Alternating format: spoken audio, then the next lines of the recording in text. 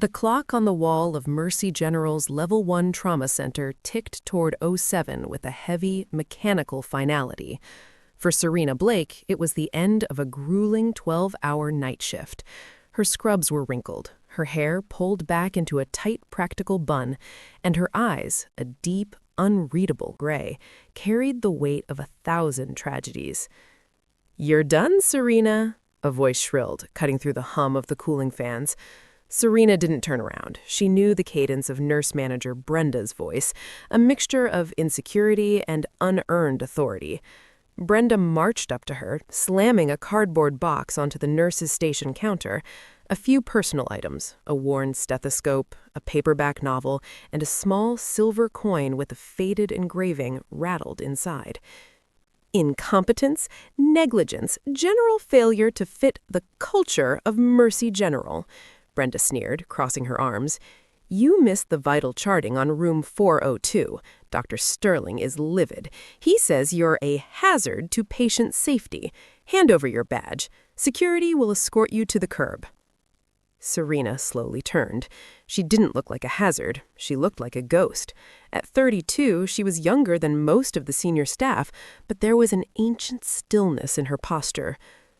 "Brenda, I didn't miss the charting," Serena said, her voice a calm, low-frequency hum. "I was stabilizing a crashing patient in 405 while you were in the break room celebrating a birthday. If I hadn't stayed, that man would be in the morgue." "Liar," Brenda spat. "You're just a quiet, slow girl who can't keep up with a high-pressure environment. You belong in a clinic, or better yet, a library. Now, the badge. Now." Serena reached for the lanyard around her neck. Her fingers brushed the plastic, but she stopped. A vibration hummed through the floorboards, a rhythmic, heavy thudding that didn't belong in a hospital. It was the sound of coordinated footsteps, tactical boots. Suddenly, the hospital's PA system screeched with a feedback loop that made everyone in the lobby wince. Then, a voice that sounded like grinding stones came through. "Code Black. Level 1 lockdown. This is not a drill. Secure all stations." The massive glass front doors of the lobby didn't just open, they disintegrated. 4 flashbangs detonated in a synchronized burst of blinding white light and deafening thunder. Through the smoke, 12 men in matte black tactical gear swarmed the lobby. They carried suppressed HK-416 rifles, their movements precise, predatory, and professional. This wasn't a random shooting. This was a seizure. "Nobody moves. Down on the face. Hands behind your heads," the lead gunman roared. Brenda screamed, a high-pitched, piercing sound that was silenced when a gunman shoved the muzzle of his rifle into her sternum. She collapsed to her knees, sobbing. Serena's posture shifted. The tired nurse persona dissolved. Her knees bent slightly, her center of gravity lowered, and her eyes, suddenly sharp as glass, scanned the room.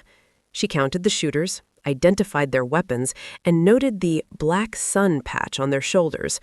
Mercenaries, professional contractors, not here for drugs. The lead gunman scanned the huddle of terrified staff, his eyes locked onto Serena. She was the only one not crying. She was the only one looking back. "You," he growled, stepping over the cardboard box. He aimed the rifle directly at her forehead. "I said, down, bitch, or do you want to be the first one we bag?" Serena didn't move. She felt the cold air from the shattered doors.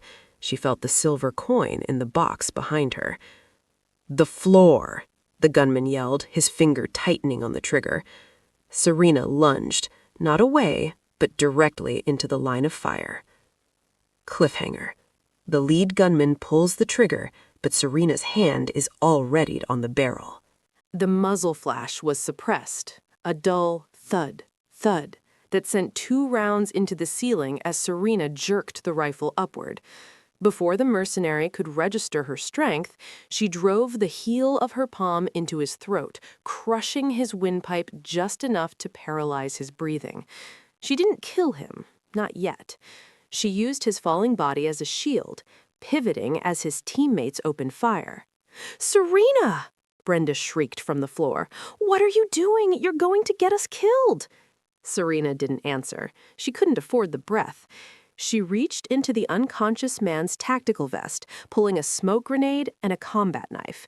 She kicked the rifle away, knowing she couldn't use it without drawing every shooter in the building to her position. She needed to be a ghost. A few floors up, in the sterile luxury of the surgical wing, Dr. Sterling was scrubbing in for a private procedure. He was a man of expensive watches and a massive ego. 10 minutes ago, he had been the one to sign Serena's termination papers. "Where is that nurse?" complained to a young resident. "I told her to prep the irrigation. She's probably staring at a wall again. Some people just aren't built for the big leagues of medicine." The resident chuckled. "She's weird, Doc. Never talks about where she came from. No social media, no family. It's like she just spawned in a nursing uniform." Their laughter was cut short as the power flickered and the red emergency lights began to pulse. The sound of distant gunfire echoed up the elevator shafts. Back in the lobby, Serena disappeared into the thick white fog of the smoke grenade she'd deployed. The mercenaries were coughing, their thermal goggles struggling to reset. She moved through the mist with a predatory grace that would have terrified Brenda. Serena wasn't thinking about nursing protocols. She was thinking about the Black Sun Group. She knew them. 3 years ago, in the outskirts of Fallujah, they had been the ones who ambushed her medical convoy. They were the ones who gave her the jagged scar that ran from her shoulder down to her ribs, the scar she hid under her scrubs every day. She snatched a radio from the downed lead gunman. The channel was open. "Alpha Team, we have the lobby. Bravo, move to the 4th floor. Target is in ICU 12. The client wants the senator dead before the FBI can establish a perimeter. Kill anyone in a white coat." Serena's heart hammered against her ribs. Senator Elias Thorne. He was the VIP in ICU 12. He was also the lead witness in a massive corruption probe involving the very contractors standing in the lobby. She looked at the elevator. The numbers were climbing. 2, 3, 4. "They're going for the senator," she whispered. She didn't run for the exit. She ran for the stairs. Cliffhanger. As Serena hits the stairwell, she sees a laser dot center on her chest from the 2nd floor balcony. The laser dot was a death sentence. Serena didn't hesitate. She threw herself into a tactical roll, crashing through the heavy fire doors of the stairwell just as a round punched a hole in the metal doorframe. She climbed, 2 steps at a time, her lungs burned not with fatigue, but with the familiar, cold fire of adrenaline. On the 4th floor, the atmosphere was a nightmare. The Black Sun mercenaries had already arrived. They had executed the 2 security guards at the nurses' station. Dr. Sterling was standing in the middle of the hallway, holding a silver surgical tray like a pathetic shield. His face was a mask of sheer, unadulterated terror. "Please," Sterling begged as a mercenary leveled a rifle at him. "I'm a surgeon. I can help you. I have money." "The senator's room, now," the mercenary growled. "It's 12. Room 12. Sterling pointed frantically, betraying his patient in a heartbeat to save his own skin. The mercenary laughed, a cold, metallic sound. "Thanks, Doc, but the client said no witnesses." He raised the rifle. Sterling closed his eyes, sobbing. Clang! A heavy, green oxygen tank flew through the air, spinning like a deadly top. It slammed into the mercenary's head, the sheer mass of the iron cylinder knocking him unconscious instantly. Sterling opened his eyes to see Serena Blake standing there. She wasn't wearing her glasses, her hair was down, and she was holding a second oxygen tank like it weighed nothing. "Serena?" Sterling gasped. You hit him with a tank?" "Get in the room, Sterling," Serena commanded. Her voice was no longer the quiet whisper of a submissive nurse. It was the bark of a commanding officer. "But in the room." She shoved the surgeon into room 12 and slammed the heavy, pressurized door shut. Inside, Senator Thorne lay unconscious, hooked to a ventilator. The room was a glass-walled cage. "We're trapped!" Sterling panicked, pacing. "They'll just blow the door. We're dead because of you." Serena ignored him. She walked to the senator's bedside. She didn't look at the monitors. She looked at the senator's skin. It was tinged with a faint metallic blue. "He's not just recovering from surgery," Serena muttered, checking his IV line. She saw a tiny, translucent puncture in the bag. "He's being poisoned. Slow-acting neurotoxin. Digitalis derivative."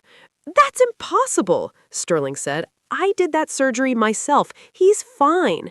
"He's dying, you idiot," Serena ripped the IV out. "And your private donors are the ones who paid for the hit. Now help me move the bed or get out of my way." Boom. The door didn't fly off its hinges. It was reinforced for ICU standards, but the lock shattered. The mercenaries were coming. "The bed, now!" Serena yelled at Sterling. The surgeon, driven by animal fear, finally obeyed. Together, they shoved the heavy motorized bed into the corner of the room, behind a thick, lead-lined partition used for mobile X-rays. "He's flatlining!" Sterling shrieked, pointing at the heart monitor. The senator's heart rate was spiking to 180, then dropping to 30. "I need the crash cart. I need to shock him." "No!" Serena tackled Sterling before he could grab the paddles. "If you shock him now, the toxin will bond to his cardiac receptors. It'll stop his heart like a light switch. It's a binary chemical. Electricity is the trigger." "How could you possibly know that?" Sterling yelled. "You're a night shift nurse. I went to Harvard." "And I went to a black site in the desert where we had to treat senators who were poisoned by the same men outside that door," Serena hissed. "I've seen this 3 times. The only way to save him is a massive dose of atropine and a manual cardiac massage. No machines, no electricity."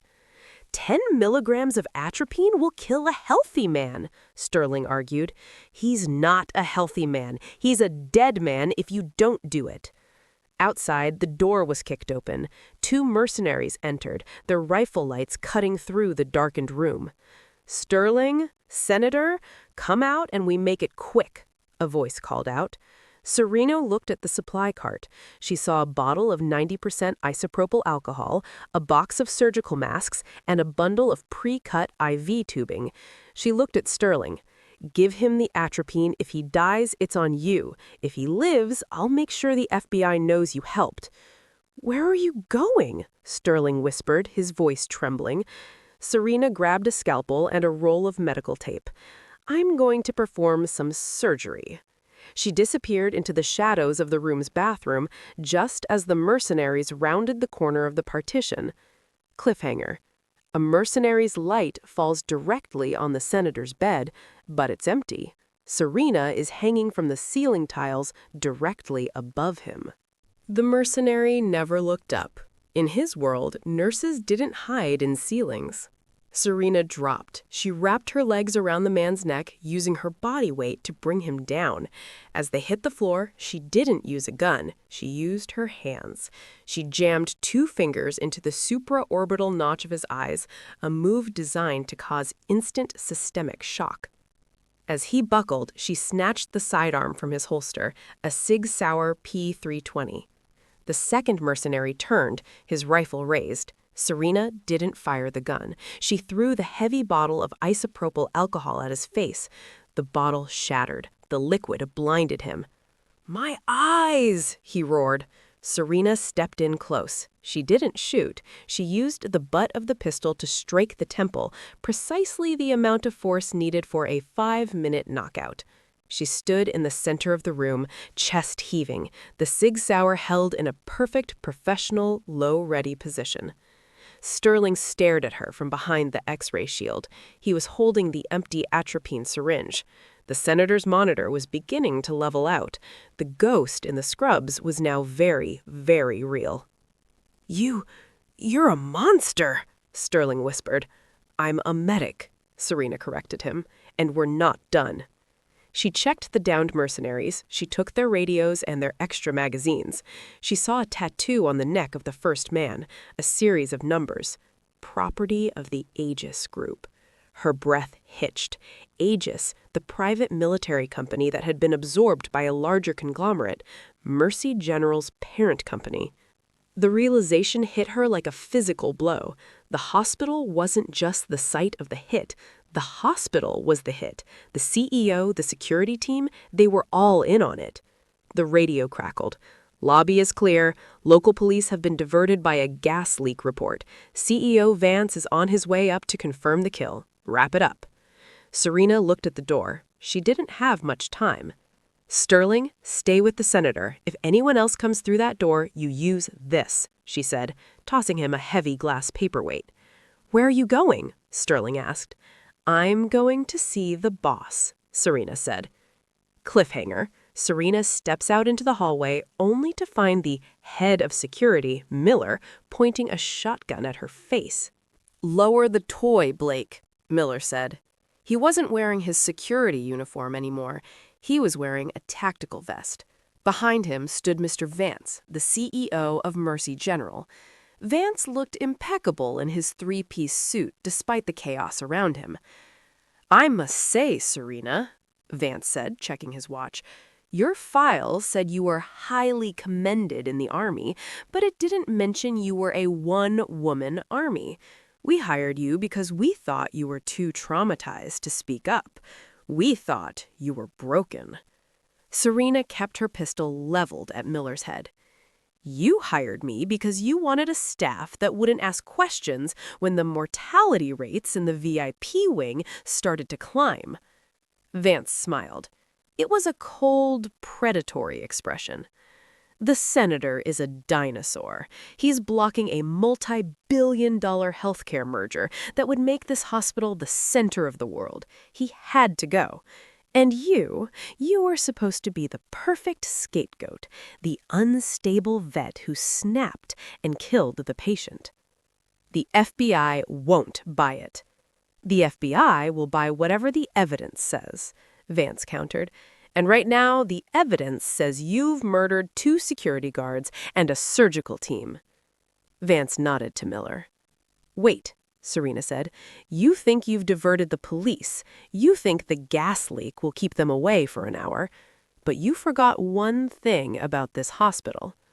And what's that? Vance sneered. We have a direct line to the morgue, Serena said. She didn't fire at Miller. She fired at the fire suppression pipe directly above his head. The high-pressure pipe burst, spraying freezing water and retardant foam everywhere. In the confusion, Serena dived into the laundry chute, a vertical drop that led straight to the basement. Kill her, Vance screamed. I don't care about the story anymore. Just kill her. Cliffhanger. Serena is sliding down the chute, but she hears the sound of a grenade being dropped in after her. The grenade bounced off the metal sides of the chute with a terrifying clink, clink, clink. Serena didn't panic. Panic was for the dead. She calculated the drop. She was roughly between the 2nd and 3rd floors. She kicked out with both feet, bracing herself against the narrow walls of the chute to slow her descent. She saw the service door for the 2nd floor linens. She jammed her fingers into the latch, ripping it open and tumbling onto the floor just as the grenade detonated below her. The blast wave sent a plume of fire up the chute, the heat singeing the back of her scrubs. She lay on the floor for a second, gasping for air. Her shoulder was definitely dislocated. She gritted her teeth, found a sturdy doorframe, and slammed her shoulder back into the socket with a sickening pop. She didn't scream, she just breathed. She was on the 2nd floor, the administration level, the servers, the cameras, the proof. She moved through the darkened offices. She knew where Vance kept his private records. She reached the main server room, but the door was locked with a biometric scanner. Access denied, the computer chirped. Serena didn't have time for hacking.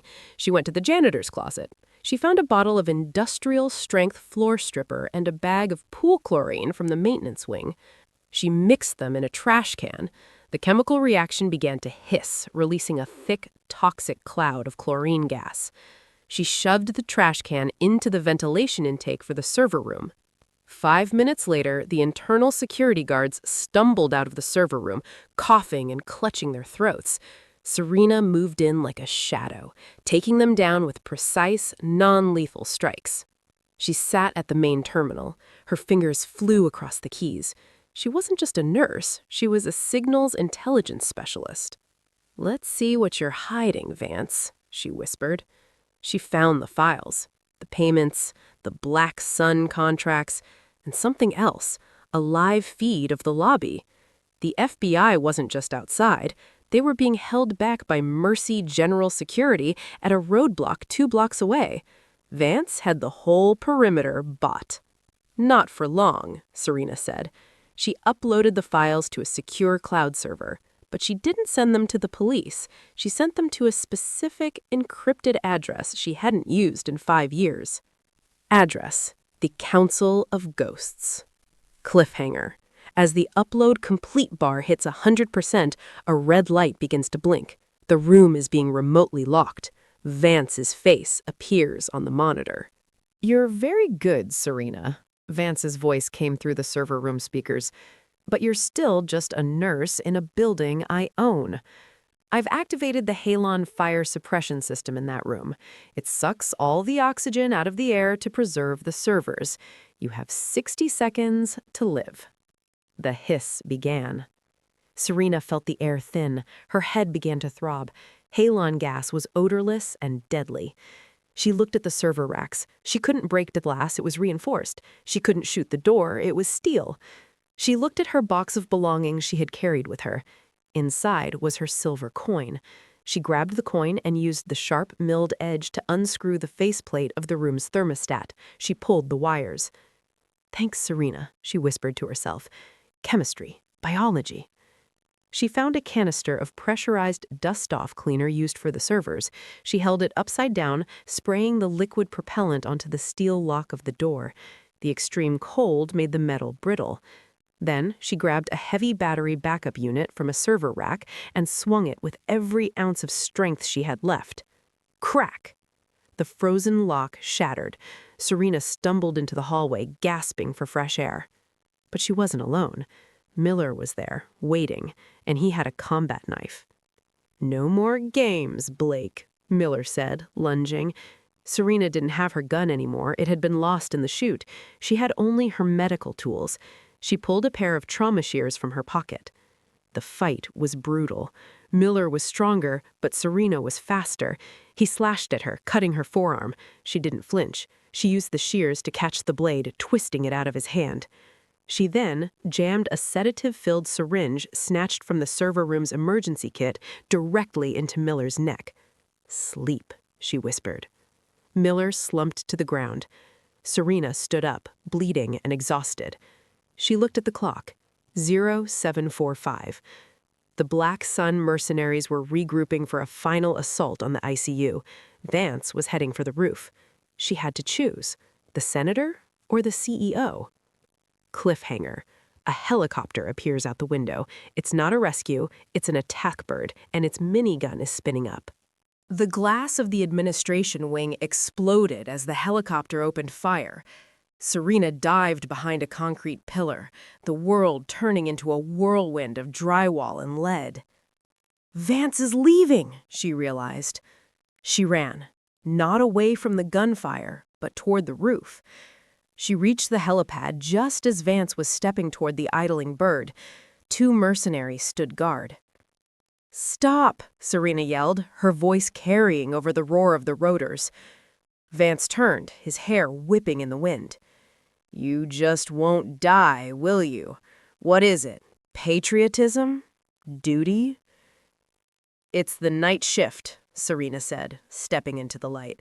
"And I haven't clocked out yet." The mercenaries raised their weapons, but they never got a chance to fire. A high-pitched whistle cut through the air.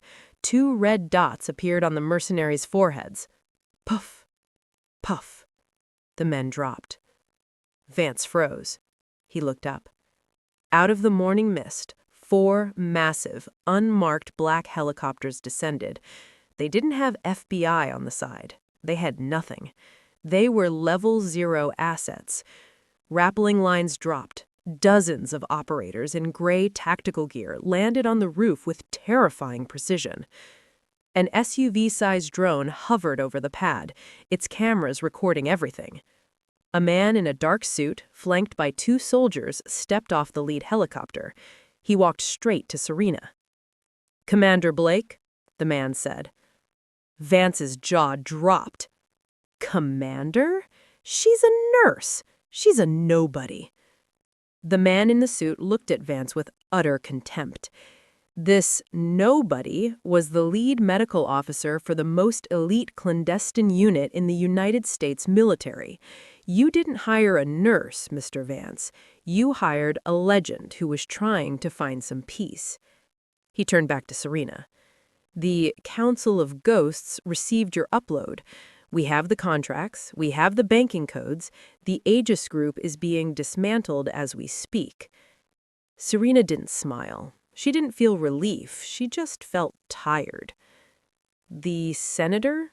she asked. "Safe. Dr. Sterling is currently being interviewed by our team. He's telling us everything to save his own skin." Vance tried to run for the edge of the roof, but 2 operators tackled him, pinning him to the helipad. "What happens now?" Serena asked. Cliffhanger. The man in the suit hands her a new set of credentials. "Now, the world knows you're alive. You can't stay here, Serena. They'll come for you." The sun was fully up now, casting long shadows over the smoking ruins of Mercy General's lobby. The FBI had finally arrived in force, but they were being kept at a distance by the gray-clad operators. The official story was already being written: a terrorist attack thwarted by a private security firm. Serena stood in the lobby, her scorched box of belongings in her arms.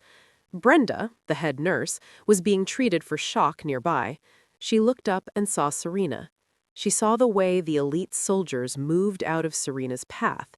She saw the way the director of the secret agency stood at attention when Serena walked by.